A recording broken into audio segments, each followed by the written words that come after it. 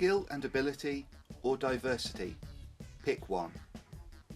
I've said for quite some time now that it's impossible to serve two masters. What I mean by this is that you cannot have two priorities.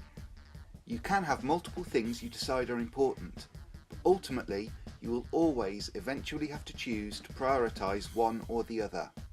When organisations, groups or individuals decide to prioritise diversity above all else, then they are, by definition, saying that skill and ability are less important than skin colour, sexuality and all the other nonsense that the alt-left maniacs focus on so much. We have an interesting case study we can look at.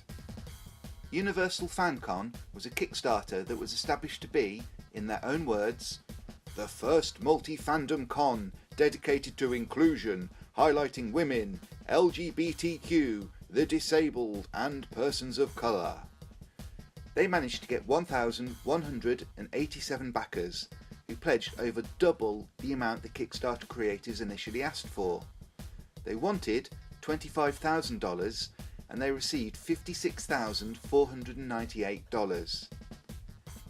Despite getting more than double the sum of money they originally asked for, getting over 1,100 backers, and apparently securing a celebrity to ask as a partner who would have hosted panels and special events, the convention failed to materialise. Not only this, but they only bothered to cancel the event or even warn people that anything was wrong at the very last minute, by which time hotels had been booked, flights paid for, and work schedules rearranged for potentially thousands of people. In short, the convention was an utter failure. So, how can a group of supposedly well-meaning people find themselves with double the amount of money they asked for and yet fail to deliver? That's a good question. Let's look at the people behind the con's failure. Here we have Jamie, the creator of Black Girl Nerds, and Robert, creator of the Black Geeks. Next we have Chauncey and Rob. Finally is Eris, and big logo for Black Girl Nerds and the Black Geeks. Straight away you can see that there isn't much interest in actual diversity here. There is a bunch of people, all of the same ethnicity, who have decided that they are the self-proclaimed emblems for diversity for all races, sexualities and even the disabled, but there's little in the way of genuine diversity.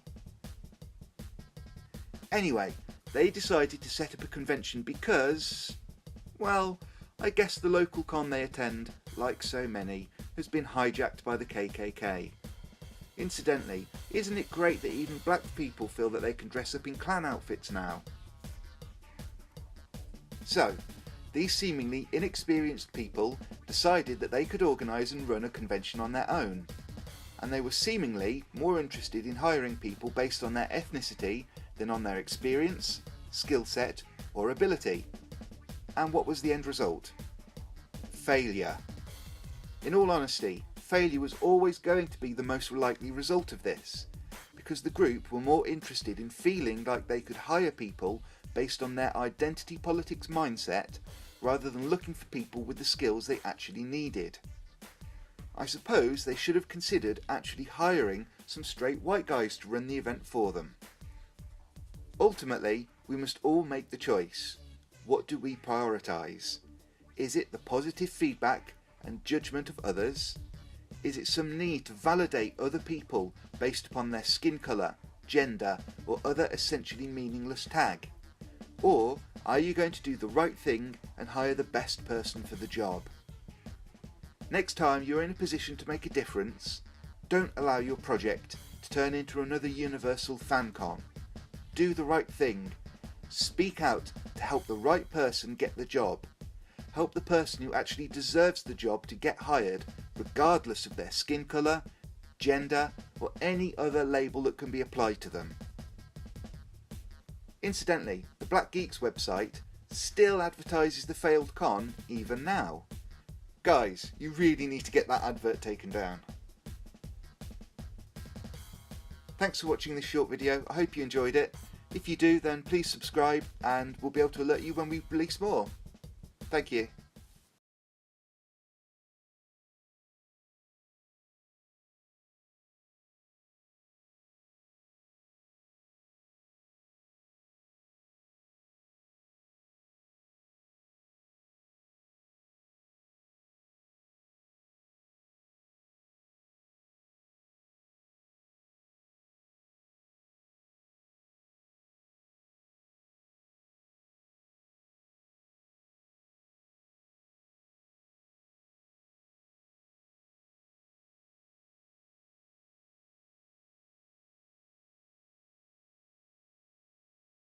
Disney will ultimately make its money back eventually.